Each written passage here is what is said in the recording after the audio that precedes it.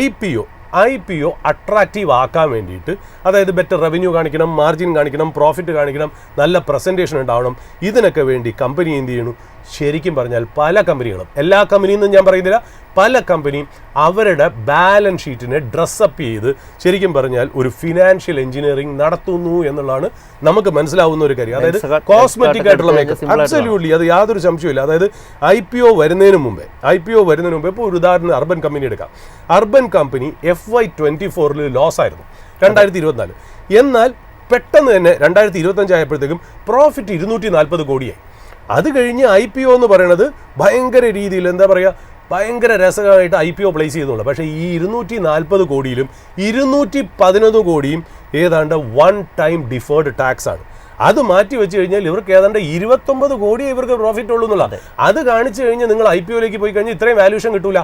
അതുകൊണ്ട് അതും കൂടെ ഇതിനകത്ത് ഇൻ്റഗ്രേറ്റ് ചെയ്തിട്ടാണ് കാണിക്കുന്നത് എന്ന് അതിനെക്കുറിച്ച് വലുതായിട്ട് സംസാരിക്കുന്നുമില്ല. To make IPO attractive they are dressing up the balance sheet എന്നുള്ള കാര്യത്തിൽ സംശയമില്ല എന്നുള്ള.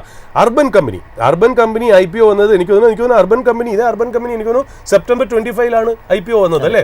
IPO വന്നപ്പോൾ വളരെ ഭയങ്കരമായിട്ട് IPO ചെയ്തു പോയി. കാര്യം ഇവർ കാണിക്കുന്നത് ഏതാണ്ട് 240 കോടി പ്രോഫിറ്റ് ഉണ്ടെന്നുള്ള കാണിക്കുന്നത്. ഇപ്പം മാമാഅർത്ത് IPOന് മുമ്പായിട്ട് അവർക്ക് 29 കോടിയാണ് അവർ പ്രോഫിറ്റ് കാണിച്ചത്.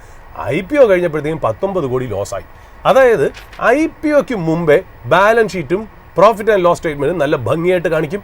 IPO വന്നു കഴിഞ്ഞ് നാട്ടുകാരുടെ തലയിൽ ഇത് വെച്ചതിന് ശേഷം ശരിക്കുമുള്ള, അതായത് നമ്മൾ ആ പറഞ്ഞ പോലെ നമ്മൾ ഡ്രസ്സ് അഴിച്ചിട്ടാണ് IPOനെ കാണുന്നത് എന്നുള്ള.